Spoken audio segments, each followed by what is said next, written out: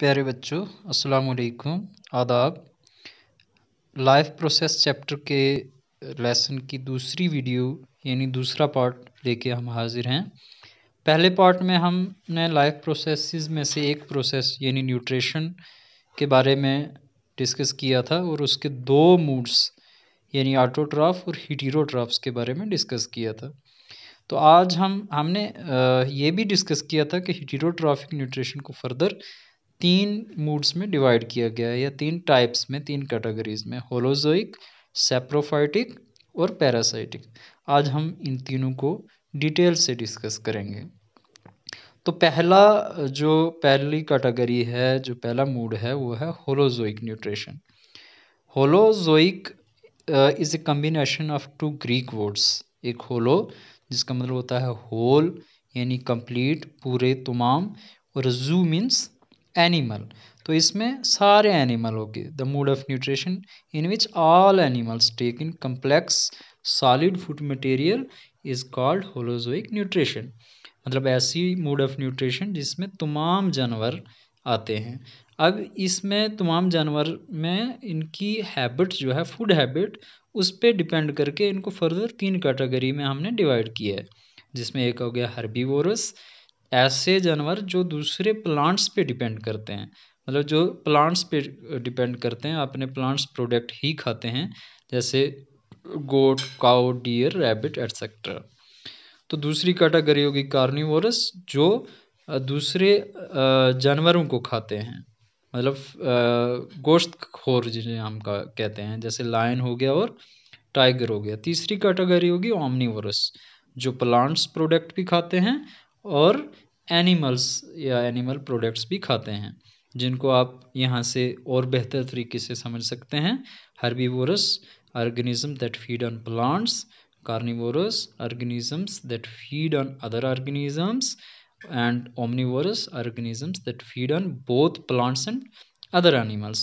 जिसमें हर्बीवोरस में घोड़ा है, कार्निवोरस में शेर और ओमनीवोरस में रीछ दिया गया है, जिन्हें आप जानते हैं।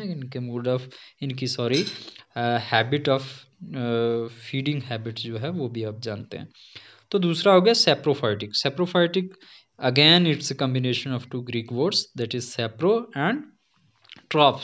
सेप्रो means routine, dead and decay, गली सड़ी चीज़ें। तो ऐसे ऑर्गेनिजम्स जो गली सड़ी चीज़ें, जो मरी हुई प्लांट्स हों चाहे एनिमल्स हों, उनसे अपनी खुराक हासिल करते हैं। उस खुराक के हासिल करने के प्रोसेस को सेप्रोफाइटिक न्यूट्रिशन, और ऐसे ऑर्गेनिजम्स को सेप्रोट्रॉफ्स कहते हैं। इसमें कुछ बैक्टीरिया आते हैं और कुछ फंजाई आते हैं। जैसे डेड वुड पे आपने देखा होगा मशरूम उगी होती है। ये आप देख सकते हैं, आपकी स्क्रीन पे मशरूम है। ये बेसिकली डेड वुड पे ही होती है, जो पौधा गिर जाता है उस पे ये उगती है। तो तीसरी टाइप होगी पैरासाइटिक न्यूट्रिशन। पैरासाइटिक जो है, पैरा का मतलब होता है अदर। इसमें क्या होता है कि लिविंग ऑर्गेनिजम्स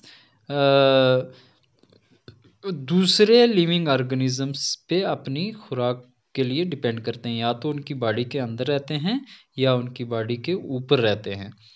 तो ऐसे ऑर्गेनिजम्स को पैरासाइट बोलते हैं, और जिसकी बॉडी पे दूसरे लिविंग ऑर्गेनिज्म की बॉडी पे होते हैं उसको होस्ट कहा जाता है। इसमें tapeworm, ascaris, plasmodium, liver fluke और कस्कोटा की पिक्चर आपके सामने है। इसे लोकल लैंग्वेज में हम लोग नीलादारी भी बोलते हैं। ये दूसरे प्लांट्स पे उगती है और वहीं से ये एक्चुअली ग्रीन में नहीं आती है, वहीं से अपनी खुराक लेती है। इसमें ग्रीन पिगमेंट नहीं होती है। तो बच्चों, लास्ट में हमने क्या करना है कि आज हमने, क्योंकि हीटेरोट्रॉफिक न्यूट्रिशन भी कंप्लीट हो गया, ऑटोट्रॉफ्स हमने पहली वीडियो में पढ़ा था, हीटेरोट्रॉफ भी पढ़ा था, लेकिन हीटेरोट्रॉफिक की जो कैटेगरीज थी, सब डिवीज़न थी, वो भी डिस्कस कर ली।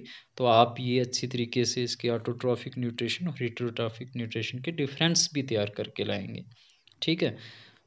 तो उम्मीद है कि आपको ये वीडियो अच्छी लगी होगी। अगर आपको कहीं से भी परेशानी हो तो हमारे नंबर पे कांटेक्ट भी कर सकते हैं। शुक्रिया।